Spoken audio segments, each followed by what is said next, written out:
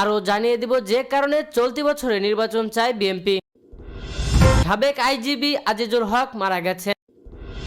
প্রধান উপদেষ্টার কাছে আজ সংস্কার প্রস্তাব জমা দেবে 4 কমিশন।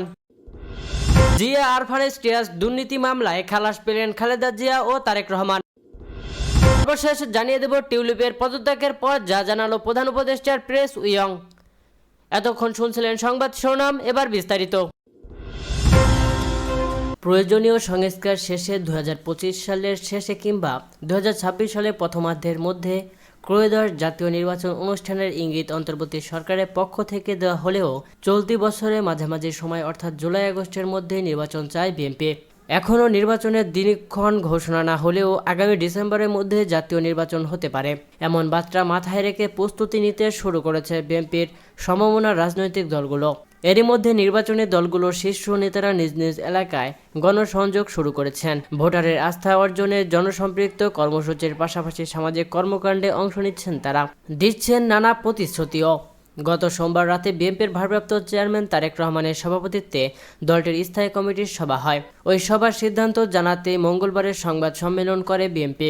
স্থায়ী কমিটির সভায় জাতীয় সংসদ নির্বাচন নিয়ে বিস্তারিত আলোচনা হয়েছে জানিয়ে মির্জা ফখরুল ইসলাম আলমগীর সংবাদ সম্মেলনে বলেন, নির্বাচনের বিষয়ে প্রধান উপদেষ্টার যে বক্তব্য ছিল এই বছরের শেষের দিকে অথবা পরবর্তী বছরে অর্থাৎ 2026 সালে মাঝামাঝি সময়ে এই বিষয়ে স্থানীয় বিএনপি কমিটিকে গতকাল দীর্ঘক্ষণ আলোচনা হয়েছে। আমরা মনে করি এত বিলম্বিত করার কোনো কারণ নেই। নির্বাচন কমিশন গঠন হয়ে গেছে উল্লেখ করে গভর্নেন্সের মধ্যে মোটামুটি একটা স্থিতিশীলতা এসেছে বলে জানান তিনি বলেন, নির্বাচন সংস্কার সংক্রান্ত যে কমিটি এবার এটার রিপোর্ট এসে যাবে কালকে।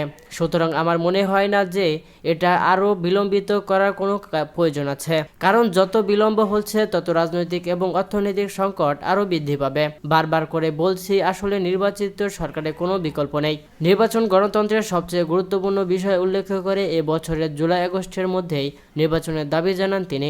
বলেন, সেক্ষেত্রে আমরা মনে করি এই বছরের মাঝামাঝি সময় অর্থাৎ জুলাই আগস্টের মধ্যে নির্বাচন সম্ভব। এ কারণে আমরা সরকার, নির্বাচন কমিশন এবং রাজনৈতিক দলগুলোর প্রতি আহ্বান জানাচ্ছি যে দেশের বৃহত্তর স্বাস্থ্যের এ বছরের মাঝামাঝি সময় নির্বাচন অনুষ্ঠানের জন্য যেন আমরা ব্যবস্থা নিতে পারি।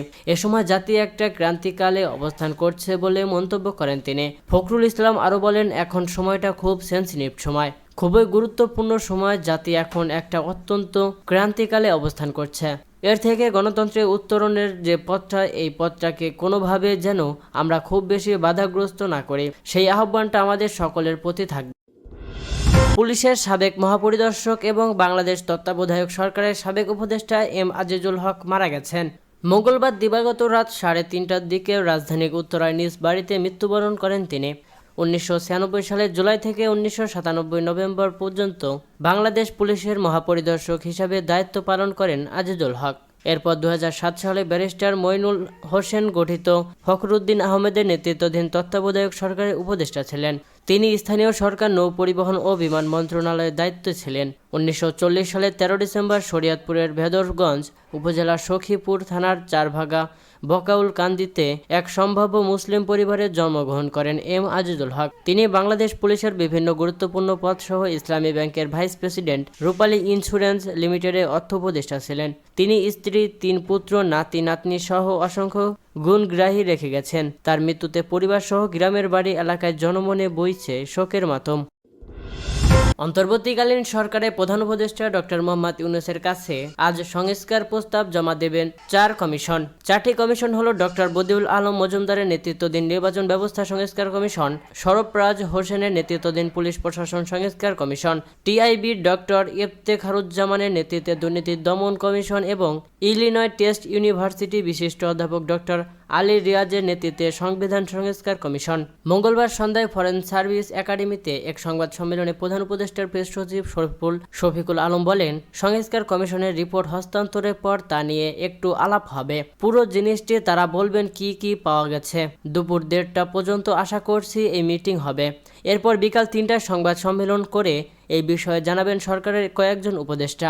তবে আমরা এখনও জানি না কারা আসবেন, তারা পুরো জিনিসটি ব্রিফ করবেন। গত ৩ অক্টোবর নির্বাচন ব্যবস্থায় বিচার বিভাগ, দুর্নীতি দমন কমিশন, পুলিশ ও জনপ্রশাসন সংস্কার কমিশন গঠন করে প্রজ্ঞাপন জারি করে অন্তর্বর্তী সরকার। পরে ৭ অক্টোবর সংবিধান সংস্কার কমিশন গঠন করা হয়। এরপর দ্বিতীয় ধাপে গণমাধ্যম, স্বাস্থ্য, শ্রম, নারী বিষয়ক ও স্থানীয় সরকার ব্যবস্থা সংস্কার কমিশন গঠন করে সরকার। এদিকে সংস্কার কমিশনগুলোকে ৯০ দিনের মধ্যে প্রতিবেদন দিতে বলা হয়েছে। তবে প্রথম ধাপের ৫টি সংস্কার কমিশনের মেয়াদ বুধবার পর্যন্ত বাড়ায় সরকার। এছাড়া বিচার বিভাগ সংস্কার কমিশনের মেয়াদ ৩১ জানুয়ারি পর্যন্ত সময় বাড়ানো হয়। অরফানেজ ট্রাস্ট দুর্নীতি মামলা থেকে বিএনপি চেয়ারপারসন বেগম খালেদা জিয়া ও দলের ভারপ্রাপ্ত চেয়ারম্যান তারেক রহমান সহ সব আসামিকে খালাস দিয়েছেন আপিল বিভাগ। বুধবার প্রধান বিচারপতি ডক্টর সৈয়দ রিফাত আহমেদের নেতৃত্বাধীন ৫ সদস্যের আপিল বেঞ্চ এ রায় ঘোষণা করেন। এর আগে গতকাল মঙ্গলবার প্রধান বিচারপতি ডক্টর সৈয়দ রিফাত আহমেদের নেতৃত্বাধীন ৫ সদস্যের আপিল বেঞ্চে এই মামলার আপিল শুনানি শেষ হয়। রায় দেওয়ার জন্য এদিক ঠিক করেন সর্বোচ্চ আদালত। হাইকোর্ট ও নিম্ন আদালতের রায় বাতিল করে আপিল বিভাগ তার পর্যবেক্ষণ বলেছেন, প্রতিহিংসা থেকে এ বিচার করা হয়েছিল। এ মামলায় ১০ বছরের সাজা হয় বিএনপি চেয়ারপারসন বেগম খালেদা জিয়া। একই সাজা হয় দলটির ভারপ্রাপ্ত চেয়ারম্যান তারেক রহমানেরও। রায়ে সব আসামির খালাসের প্রত্যাশা ছিল আইনজীবীদের। তারা জানান, জিয়া পরিবারকে হেনস্থা করতে বিচারের নামে প্রহসন করেছে তৎকালীন আওয়ামী লীগ সরকার। আর রাষ্ট্রপক্ষ শুনানিতে বলেন, ধারণার ভিত্তিতে কাউকে সাজা দেওয়া ঠিক হয়নি। আবু দুদকের অবস্থান ছিল মামলার নথিপত্র, সাক্ষ্য প্রমাণে কোথাও বেগম খালেদা জিয়া সহ আসামিদের দুর্নীতির, অনিয়ম কিংবা বিশ্বাসভঙ্গের প্রমাণ মেলেনি। মঙ্গলবার খালাস চেয়ে শুনানি করেন এই মামলার আরেক আসামি কাজী সালিমুল হকের আইনজীবী। এরই মধ্য দিয়ে শেষ হয় জিয়া অরফানেজ ট্রাস্ট দুর্নীতি মামলার আপিল শুনানি। ২০১৮ সালে ৮ ফেব্রুয়ারি জিয়া অরফানেজ ট্রাস্ট দুর্নীতি মামলার জেলে যেতে হয় বেগম খালেদা জিয়াকে।